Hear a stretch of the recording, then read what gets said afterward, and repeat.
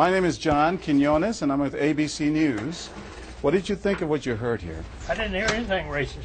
He told her he wouldn't serve her. Well, he can say he wouldn't serve you if you come in here barefooted without a shirt on. But she wasn't barefoot or without a shirt on. Well, she wasn't dressed right. What do you mean? If I was running a place, I'd do the same thing. You wouldn't let Muslims shop at your store? I sure wouldn't. We never expected customers to be so candid. How do I know you don't have a bomb in there? Watch what happens this time when, once again, our Muslim woman is denied service. This is not right. And again leaves. I mean, we reserve the right to not serve. That's right. Certain kind. That's right. That's, you know, I appreciate seeing that. I think that's the first time I've ever seen that. He not only commends the man behind the counter for his discriminatory behavior, but he gives him the thumbs up, not once, but twice. Good job. All right. As he leaves. Can I talk to you, sir, for a second? But when I approach, So we're with ABC News. there is no thumbs up for me. We staged a little experiment in there to see how people would react to that kind of attitude. You're not an American. I am an American.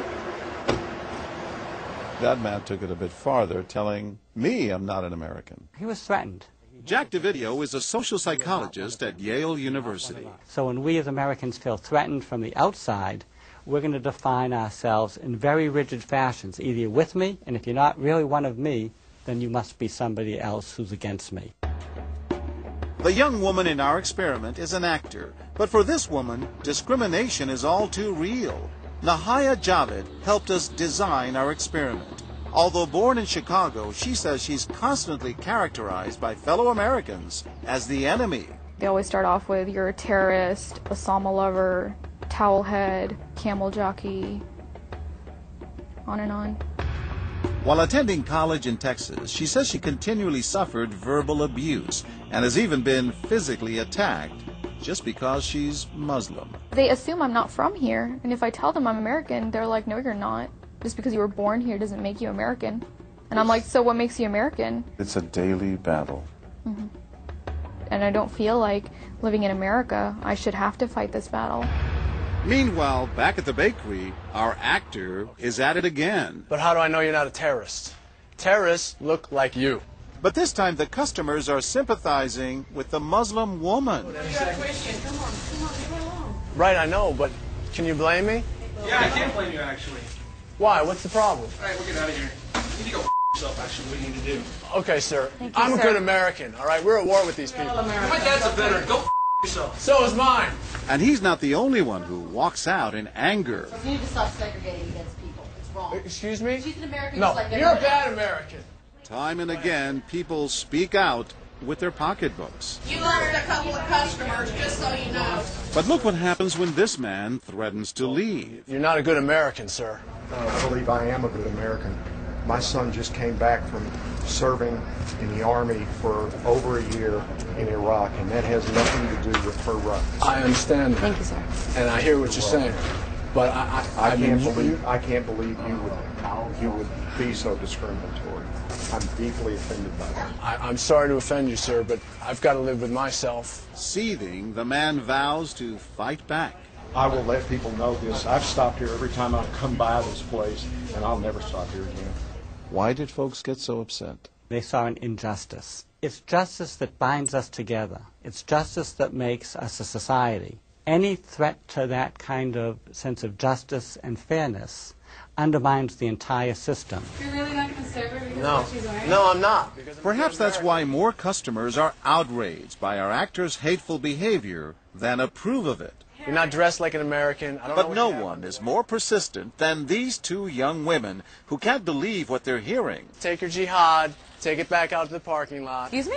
I mean, I got to protect my customers, okay? You're really offensive and disgusting. Well, I'm sorry. I'm just trying to protect you here. Thank because you. you You're don't know what's sick. going Dress on. like that doesn't mean anything. This is a different How do you know? culture. You are These people so are trying to ignorant. kill Americans. It's disgusting. She is my culture. So you're ready to serve me, but you're not ready to serve her? You're obviously dressed like an American. Big deal. She's Muslim. And unlike the others, they don't just leave in anger. They stand their ground. So you're going to regulate what people wear? Yes, because I Are believe you the the degree manager? of... No, I'm not the manager. Can I speak to your manager? I'm John Quinones with ABC News. It's only when we catch up with our heroines that they finally let their guards down. I'm with my friend who's, Muslim, and that's, I've just seen how people treat them differently. And it really hurts me. Just watching them stand up for what they believe in touches Professor DeVideo. In a way, they defended America, and I was impressed by that, because they wanted this to be a just society, a just place, a just bakery. I'm John Quinones. And remember this man whose son served in Iraq? He's also moved to tears. Every person deserves to be treated with respect and dignity.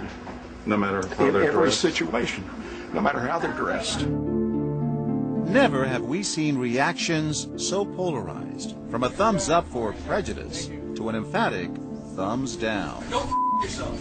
Two different Americas, both convinced they're patriotic.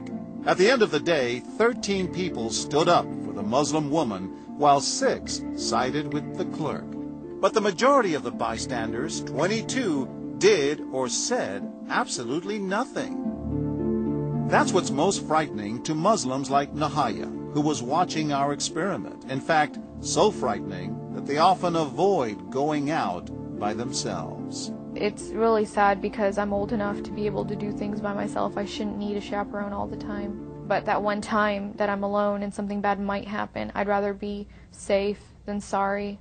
Hi, I'm Nahaya. It's no wonder this young woman was so moved by the people who came forward to protect a stranger who just happens to be Muslim. Thank you so much for what you did, and I wish more people would do these type of things. And I do too. It would make my life a lot easier. God go with you.